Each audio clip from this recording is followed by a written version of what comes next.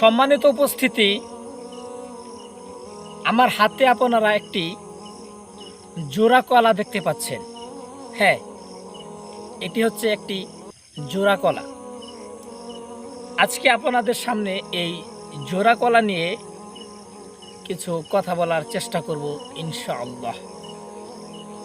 আমাদের সমাজে দেখবেন অনেকই দাদা দাদি আছে এবং মা বাবাও আছে যারা বিশ্বাস করে যে জোড়া কলা খেলে নাকি জোড়া সন্তান হবে,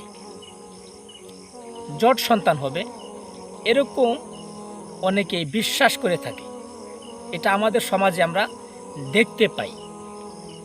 কিন্তু আপনি কি কখনো একবার বিবেচনা করে দেখেছেন এই কলা কখনো আপনাকে সন্তান দিতে পারবে?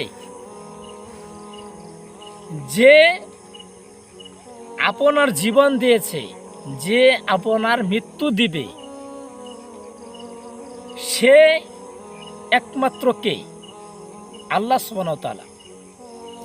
তার প্রতি বিশ্বাস না রেখে কি করে আপনি বলতে পারেন যে জোড়া কলা খেয়েও না, জোড়া কলা খেলে জট সন্তান হবে, জট বাচ্চা হবে?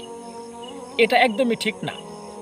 তাই আপনাদেরকে এই ভুলটা ভেঙে দেওয়ার জন্য আমি আপনাদের সামনে এই জোড়া কলাটা খাবো ইনশাল্লাহ।